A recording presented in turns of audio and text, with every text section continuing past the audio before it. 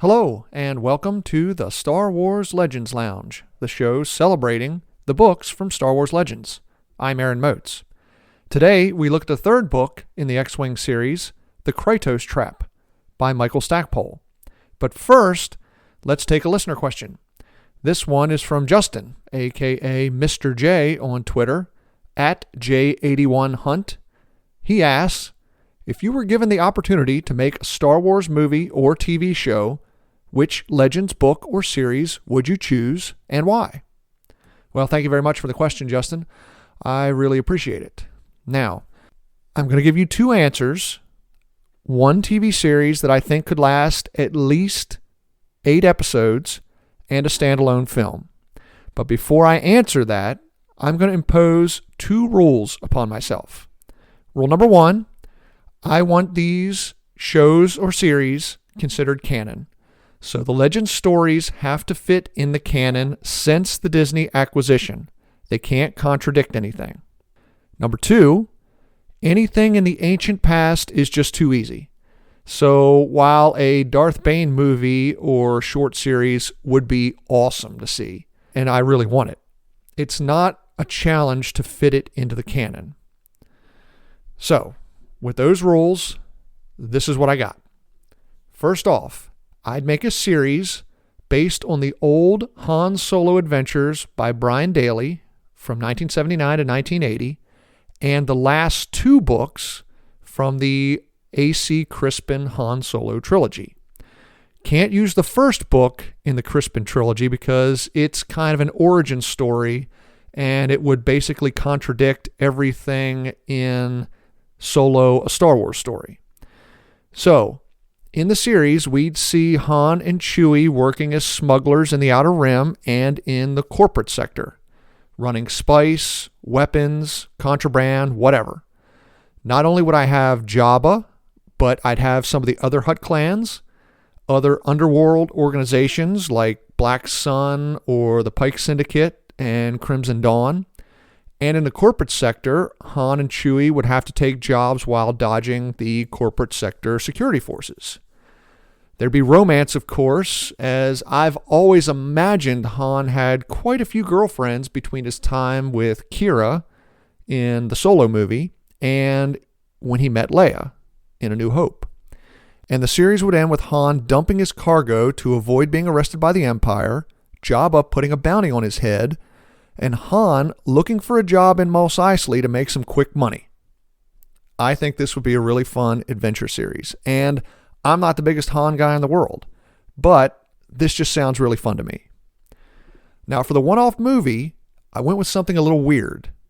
I like weird Star Wars, so go with me on this one. I'd make a movie loosely based on the book Outbound Flight. Now, I know what most of you are thinking. Outbound Flight isn't that good of a book. I agree, it's not. But I've always thought the idea of a group of Jedi and civilian colonists exploring the unknown regions of the galaxy was an interesting one.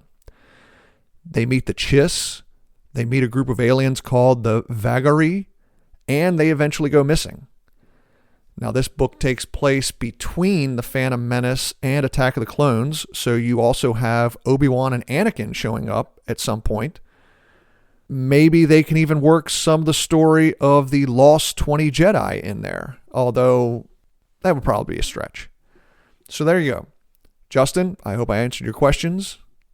Those are the Legends stories I would make into a movie and a TV show. Now, if you'd like to ask a question or leave a comment, please feel free to contact me. You can email the show at swlegendslounge@gmail.com or tweet me at legendslounge1. Now, let's dive into today's book, X-Wing, The Krytos Trap by Michael Stackpole. It's time to head in to the Star Wars Legends Lounge.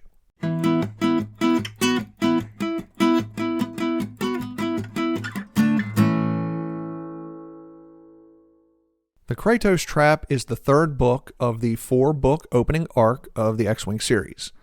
The New Republic has taken Coruscant from Ysane Isart and the Imperial Remnant, but Isart has left the rebels a sick world. A pandemic is racing through the planet's non-human population. the Krytos virus. The virus was engineered to hurt the New Republic in two ways. First, if it's diagnosed in the early stages, it can be cured using Bacta treatments. But Bacta is expensive, as the two families that rule the independent planet Thyfera have a monopoly on its production and distribution. Bacta prices have gone through the roof, bringing the new government to the verge of bankruptcy. Secondly, because the virus does not affect humans, the Imperials have sown distrust between non-humans and the human population. As for Rogue Squadron, the pilots are in mourning over the apparent death of Corran Horn. But as we learned in the epilogue of the previous book, Wedge's Gamble, Corran is alive and being held at Lusankia, Isard's secret prison where she tries to brainwash her captives and turn them into sleeper agents to use against the New Republic. The Krytos trap plays out in three parallel plot lines. The New Republic is dealing with the Krytos virus ravaging through Coruscant, while Imperial agent Curtin Lore wages terrorist attacks across the planet. The trial of Tycho Selchu, Rogue Squadron's former executive officer arrested for treason and the murder of Corran Horn, and Corran's imprisonment and torture at Lusankia. Our story begins at the memorial ceremony for Corran, which the New Republic uses to celebrate the liberation of Coruscant and condemn Issane Isard for releasing the Krytos virus in the planet's water supply. They also announce the arrest of Tycho Selchu and promise a swift public trial for Corran's murder. Now, the ceremony doesn't sit well with Wedge Antilles, who believes Corran wouldn't want to have his death turned into a political spectacle. After the memorial, Wedge confronts the Provincial Council and tries to convince them of Tycho's innocence. Ever since Tycho returned from Lusankia, the New Republic has treated him like a spy without any proof. But General Kraken, the head of New Republic intelligence, says they do have evidence. Corran Horn reported seeing Tycho with Imperial operatives during Rogue Squadron's insertion into Coruscant. When Corran confronted him, Tycho denied the meeting. During the invasion of Coruscant, Corran reported that his fighters' controls weren't responding just before he crashed into a building. A review of security footage and the flight data recorder showed Tycho had laid in Corran's flight plan. Now, Wedge points out that all of this evidence that Kraken has is circumstantial. It could just as well suggest Isard is framing Tycho as it does to show his guilt. The members of the council agree with Wedge, but they say that's why the trial is necessary, to show the galaxy they aren't the Empire, to allow a tribunal to weigh the evidence and determine Tycho's culpability. Meanwhile, in Lusankia, Corran is put through a series of mind-altering tests. He's drugged and put through flight simulations, first against TIE fighters, then against X-Wings. In the first test, Corran excels at blasting TIEs, remembering he hates the Empire, though he can't really remember why. The drugs block most of his memories, but enhance his emotional responses, mostly aggression. But in the second test, he's flying against X-Wings, and he can hear their radio transmissions. One of the fighters identifies himself as Tycho Selchu. The other X-Wing pilot is identified as Curtin Lore, Corran's nemesis. Enraged, Corran attacks the two X-Wings, but just as he's ready to shoot them down, his mind clears. He realizes this is some sort of trick. He powers down his weapons, stopping the simulation, and is yanked out of the simulator and taken in front of Isard, who promises Corran his torture has just begun. Meanwhile, the New Republic needs more Bacta to treat the Krytos virus. Prices have skyrocketed on Thyfera, but New Republic intelligence has gotten word that Warlord Zinj is getting a shipment of Bacta delivered to a space station in the Outer Rim. The rogues are tasked with attacking the station and stealing the Bacta shipment. The attack goes rather smoothly for the rogues. Wedge commandeers the freighters carrying the Bacta shipment, putting them under the command of Mirax Tyrek, the smuggler operating under a New Republic contract. Together, Mirax and the rogues lead the freighters back to Coruscant. Now, after returning to the planet, Wedge goes to visit Ayala Waseri, a New Republic intelligence agent and Corran's former partner in the Corellian security forces. When Wedge arrives at Ayala's apartment, he finds her husband Derek has returned. Derek was caught by Imperials when he, Ayala, and Corran were on the run from the Empire. After they defected from Coruscant, Dirac was presumed dead, but he was found by New Republic intelligence when they were searching the Imperial labs used to create the Krytos virus.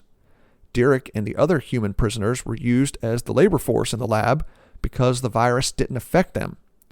Dirac's return shocks Wedge, but the conversation eventually leads to Tycho's upcoming trial. Wedge learns Ayala is working with the prosecution, investigating the evidence against Tycho. Now, the trial isn't going well for Tycho. He's being represented by Noara Ven, and his fellow rogue is a little out of his depth.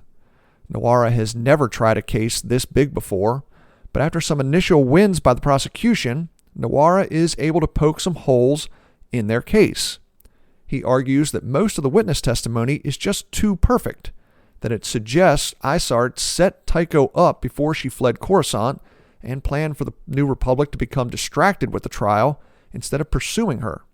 However, much of the witness testimony is damning for Tycho, and unless he can uncover some hard evidence that Tycho did not meet with Imperial operatives or sabotage Corrin's fighter, Noara fears the military tribunal is leaning toward conviction. Meanwhile, Mirax contacts Wedge with some very important news.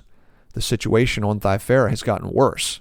The Bacta cartels have learned about the New Republic's acquisition of Zinja's Bacta and are threatening to cut off supplies. Plus, a group of Vratics, the native species to Thyfera that manufacture the Bacta, have attacked the cartels. They call themselves the Ashern Rebels, and they have sent a representative to meet with Wedge in secret. The Vratics want to overthrow the cartel families and have Thyfera join the New Republic, but they need help.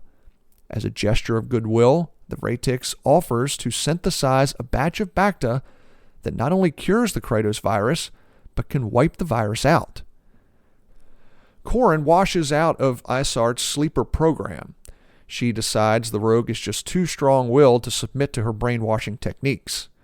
Corrin is put with the general population of the secret prison, working underground, doing menial tasks. Among the prisoners, Corrin finds a number of former rebels from the early days of the Galactic Civil War, including an old man named Jan, who's the de facto leader of the prisoners. Corrin asks Jan if anyone has ever escaped from Lusankia.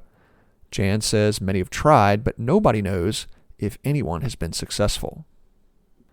In the lower levels of Coruscant, Curtin Lore and his Imperial agents wage a terror campaign against the New Republic. They hit schools, government offices, and public transportation. But most crucially, they attack Bacta storage facilities and distribution hubs. Sometimes they destroy or contaminate the Bacta, but other times they steal it, causing the price to climb ever higher. Lore then floods the black market with the stolen Bacta, making a fortune to finance the terror campaign. But the heat is on. New Republic security forces continue to close in on Lore's operation, and the New Republic isn't the only one searching for him. Hussein Isart has grown wary of the money and power Lore is accumulating, and Lore knows Isart will soon be after him as well, and she'll be more ruthless than the New Republic. It's time to get out, and Lore has an idea on how to escape Coruscant and set himself up for the future. Now deep in the Imperial mine under Lusankia, Corrin plans an escape. However, Corrin is attacked from behind. The guards let the two men fight for a while before moving in to break up the scuffle. Corrin is restrained and thrown to the ground. As he's lying there, he hears something strange. Footsteps. A lot of footsteps. It sounds like a squad of soldiers marching, coming from underneath the stony ground. Wedge and the rogues are once again drawn into Bacta duty. They're tasked with escorting freighters from Ryloth that are bringing Rill to Coruscant. Rill will be used by the Vratics to synthesize the Bacta vaccine. But when the squadron reaches the rendezvous point, they find the convoy of freighters being attacked by Imperial fighters. The rogues are able to chase off the fighters, but not before all the freighters and the Rill is destroyed. It's a terrible blow to the New Republic, but Wedge knows the attack means more than just keeping them from developing a cure for the Krytos virus. It means there's another spy in the New Republic military. When Corrin tells Jan about the footsteps he heard coming from under the cave floor, the old man can't believe it. It makes no sense. But to Corrin, it makes perfect sense. The Empire is using artificial gravity in the prison levels, turning them completely upside down. That's what makes escape so difficult. Prisoners think they're going up toward the surface when they're actually descending further into the planet's depths. Korin decides to test his theory the next day. Jan and a small group of prisoners stage a fight. Now, during the diversion, Korin takes a small rock and throws it as high as he can toward the cave ceiling, nearly 30 meters overhead. Korin's theory is that the cave ceiling is actually the cave floor, that the prisoners are all walking upside down on the cave ceiling without knowing it. But he believes the artificial gravity only works to about the halfway point of the huge cave, and as he watches the stone fly higher, he sees it slow.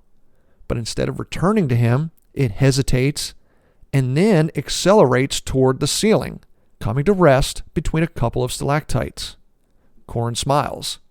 Lusankya is upside down. Curtin Lore decides the only way to escape the New Republic and insane Isart is to turn state's evidence. He contacts Nawara Ven and tries to make himself a deal. He'll testify that he has never had contact with Tycho Selchu and turn over encrypted evidence that Isart framed Tycho in order to keep the New Republic busy. In exchange, Lore wants immunity, credits, and safe passage to an independent planet. He also wants to be escorted to the New Republic Judicial Center by Nawara and Ayala Wasiri only. Any more security, and he'll destroy the evidence.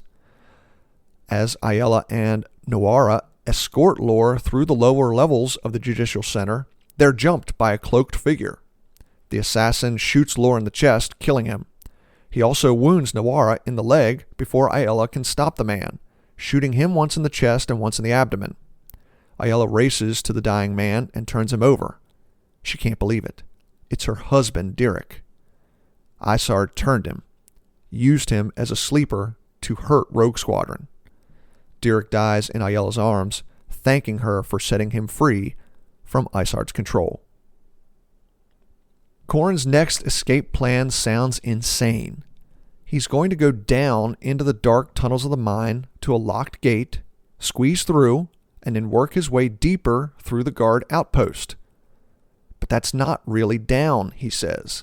He's actually going up. He descends through the mines, makes it through the gate, and sneaks into the outpost. From there, he finds a corridor that marks where the gravity changes from artificial to normal. Once Korin makes it to the normal side, he ascends through the complex, avoiding the small number of guards. Eventually, Korin stumbles into an office. He searches through files and finds his evaluation, that he's not a suitable candidate for the sleeper program. Now, before he shuts down the terminal, he calls up the file on Tycho Selchu and is shocked to find out Tycho was also not deemed a candidate for the sleeper program. This makes no sense. If Tycho is not the spy in Rogue Squadron, then who is? Across the hall from the office, Korin hides in a library, a small museum with Jedi books and artifacts. Among the artifacts, Korin finds a bunch of old lightsabers. He takes one and makes his way through a hidden door to an underground speeder. There aren't any controls to the speeder besides an autopilot. Korin turns it on and waits to find out where the speeder will take him. Following Curtin Lore's assassination, the Imperial terrorist cells on Coruscant shift into overdrive, attacking sites all over the planet. Their main target is a warehouse that is the New Republic's largest back-to-storage area and where intelligence has set up a lab for the Vratics to work on the Krytos vaccine. Wedge and the rogues race through the streets of Coruscant, shooting down Imperial speeders before they reach their targets. Wedge himself takes out the flying bomb aimed at the back-to-warehouse. It's a successful mission, but just as the rogues begin to return to base, they hear something. A groundquake. It sounds huge, and it's getting louder. Now back at the Judicial Center, things are in disarray. Admiral Akbar and the rest of the tribunal meet to discuss how to continue with the trial. Tycho's defense can't continue until Nawara Ven recovers from his blaster wound. But before the court adjourns, Korin's R2 unit Whistler starts going crazy. No one can calm the excited droid down. And just then, Korin enters the courtroom to everyone's astonishment. He's not dead. Tycho isn't a murderer. he's also not a traitor. Corran's had time to think, and he says he knows who the traitor is. But before he can reveal the traitor's name, the groundquake begins, and on the horizon, something emerges from under the ground. Wedge stares in awe as a super star destroyer emerges from under the Coruscant ground. Its transponder identifies it as the Lusankya, built prior to the Galactic Civil War beneath Coruscant near the only mountain left on the city planet. The destroyer rips apart over 100 square kilometers of homes and buildings, killing millions. Once free of the ground, it turns towards space, fleeing the planet. Wedge and Rogue Squadron chase after some of the TIE fighters, hoping to blast some before they dock with the ship. But there's nothing the X-Wings can do against a super star destroyer. Eventually, Wedge calls off the pursuit, but Irisi Delaret follows the TIE she was chasing too close to the Lusankya. She's caught in a tractor beam and taken aboard just as the big ship jumps to hyperspace.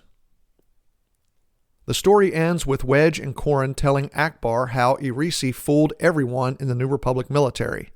She was the spy, not Tycho. Irisi was from one of the two Thyferan families that run the Bacta cartels. The cartels want Thyfera to remain neutral so they can sell Bacta to both sides of the war. When word came that Rogue Squadron was reforming, Irisi's family used their contacts to get her placed in the squadron. From there, she could inform on what the New Republic's plans were concerning Thyfera, the Bacta trade, and the Asheran Rebellion. Isart instructed Irisi to tamper with Corran's fighter during the invasion of Coruscant, knowing the blame would fall on Tycho. Following Corran's crash, Wedge had all of the rogue's astromech droids programmed to transmit all flight data to his astromech so he could review the data after every flight. During the Lusankya's escape from Coruscant, Irisi claimed to be caught in a tractor beam, but her astromech droid broadcast no such thing.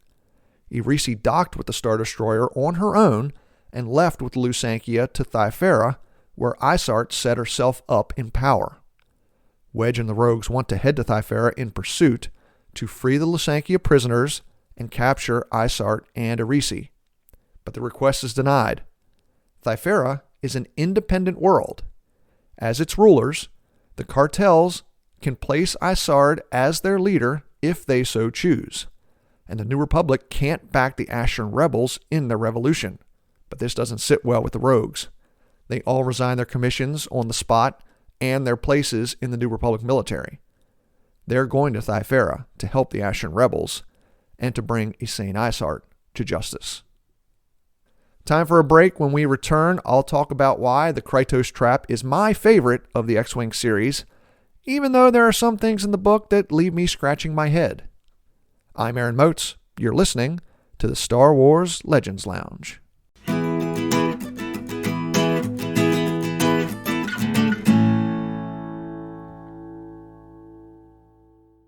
Hey everybody, let me take a moment to recommend a book from Star Wars canon, Dark Disciple by Christy Golden.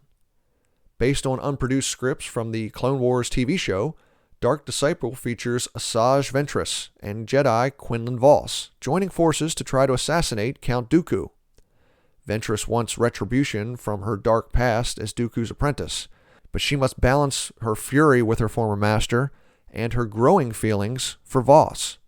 Can a former Sith and a Jedi join forces to take down the dark side's greatest warrior and leader of the Separatists? Find out in Dark Disciple by Christy Golden.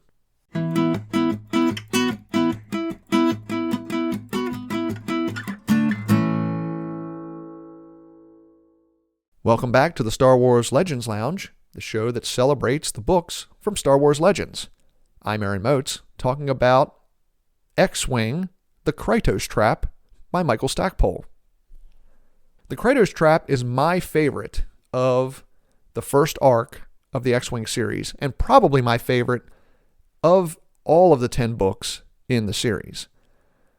It's got political intrigue, it's got a trial, it's got Corran Horn trying to escape from prison. It really does have everything that I like when it comes to a Star Wars story that doesn't deal with issues of the Force, be it the Jedi or the Sith. Sometimes I like a story that isn't about the Force because, for me, the Star Wars universe is bigger than that. Now, this is probably the third or fourth time that I've read through the X-Wing series, and, going into this reread, of course, I know that Irisi Delaret is the spy, that Tycho Selchu isn't the spy. But I still remember the first time I read through, it's fairly obvious that Tycho is not the spy in Rogue Squadron. The question, of course, is, who is the spy? Now, I still remember, like I said, the first time I read through, I thought I had figured it out. I thought it was Emtray, the droid inside of Rogue Squadron, the acquisitions droid. But of course it isn't. And when they explain all the things that Irisi Delaret had done, it makes sense. It makes sense that she's from one of the two families from Thyfera. Bror Jace was from the other family. And while those two families run the Bacta cartels, there is a rivalry between them. So were they placed in Rogue Squadron as a political move for the New Republic? Yes. I would say it was a smart political move. If Thyfera is the only place that you can get Bacta from, you would have to have at least one person there. So at the end of the first book, Bror Jace is called back home to Thyfera. At the very beginning of the second book, we learn that Bror Jace was ambushed and killed. All evidence points toward Tycho, because Tycho is the one that laid the flight plan for Bror Jace to head back to Thyfera. Though the evidence for that one is pretty thin. Now, the evidence against Tycho when it comes to Corran's murder is circumstantial, but pretty damning. Corran and Tycho are seen arguing by other members of Rogue Squadron. Corran threatens to expose Tycho as the spy. Tycho is seen on camera setting the flight plan into Corran's fighter prior to the invasion of Coruscant. I can understand why Tycho was taken into custody and why he was being held for trial. But we've all read these types of stories before. When something looks one way, it's never that way. It's always something else. And in the last chapters of the book, when they lay out how Irisi Delaret had fooled everyone and set all this evidence against Tycho, it really is pretty ingenious. I really like that part of the book. I'm also someone who's a big fan of, lawyer shows, lawyer movies. Do I think there's too many out there? Sure. But I'm still a fan of them. I like a lot of the trial scenes in this book. They seem more like actual trial scenes than the scenes you get in movies and television. There are procedural objections that, while most people would see it as boring, I see that as more realistic. And we see from the point of views of both the prosecution and the defense. Commander Hala Etek is assigned the prosecution. She doesn't go into the trial with any preconceived notions whether Tycho is guilty or not. And there are scenes in the book where she is questioning some of the evidence. But she says it's her job to lay out the state's case. And then, of course, there are scenes of Navarra Venn where he's questioning, first off, his credentials and his ability to try such a big, important case. But after that, just how well the defense is doing in the trial. Under cross-examination, Navarra gets a couple of witnesses, notably Ayala Wasiri, to put out a little bit of reasonable doubt as to whether or not Tycho is guilty of the crimes in which he's charged. Now, this is not a jury trial. It's seen as a military trial, so it's in front of a military tribunal. So it's a little different than most of the trials you see in movies and television. But I just feel like the scenes of the trial in this book are pretty realistic. And that's what I like about them. Now, like I said, this is my favorite book of this first arc. But there are a couple things that I question. First, the Lusankya, a superstar destroyer buried beneath the bowels of Coruscant. Coruscant is a city planet with trillions of people on it. Not billions, trillions. A superstar destroyer, I believe, is 8 kilometers long. I don't remember how many kilometers wide it is, but I'm pretty sure it's 8 kilometers long. How do you get it underground? I don't think you can build it and then bury it, because we know the buildings on Coruscant are built over top of the previous construction on Coruscant. The only way I can think of it is that the Lusankya was built underground, and then that goes to questioning, how do you build a superstar destroyer underground? How do you keep the buildings above it from collapsing while you're building it underground? And I understand what you're thinking. Aaron, this is a space fantasy opera with some science fiction elements in it. And you're absolutely right. But as I said before on the podcast, at least I think I said before on the podcast, as I get older, there are times where my disbelief only goes so far. You know, there are just certain things that even in a fantasy world with space wizards with laser swords battling bad space wizards that can shoot lightning from their fingers, and where ships can travel in these nether regions called hyperspace that even the people in the story don't fully understand what hyperspace is, there are still certain things that I just don't really get on board with. And this is one of them. I just can't see any way the Lusankya is underground without somebody knowing. And then there's one other thing that at the very end you learn, and you know, this is just a small pet peeve of mine, especially when I'm reading a story that has nothing to do with the Jedi and the Sith, how Stackpole relates it to the Jedi and the Sith. And if you don't want to know what that is, you can stop the podcast now. I'll give you a count of 3, and then I'll talk about it. 3, 2, 1. Okay. We learn in the last chapter that Corran Horn is a descendant of a Jedi that was killed in the Clone Wars. The Jedi's name was Neja Halcyon. He was killed, and the member of the Corellian security force that Neja Halcyon was working with married Neja's widow and adopted Neja's young son, Hal Horn. Hal Horn, of course, Corran Horn's father. So, we learned that Corran is a descendant of a Jedi, and the implication is that these feelings that Corran gets, mostly bad feelings when he's in danger, are manifestations of the Force, which they are. I just wish we could have had the entire story without any Jedi influence. I'm not saying it's bad.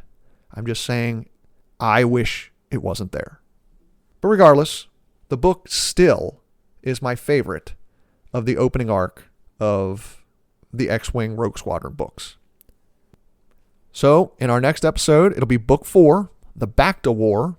The Rogues have resigned their commissions. They are no longer a part of the New Republic military, and they are going to Thyfera to try to bring down Ysane Isart and Alisi Delaret. It should be fun. Once again, if you would like to get in contact with the show, you can email me at swlegendslounge@gmail.com or find me on Twitter at legendslounge1. Thanks everybody for listening.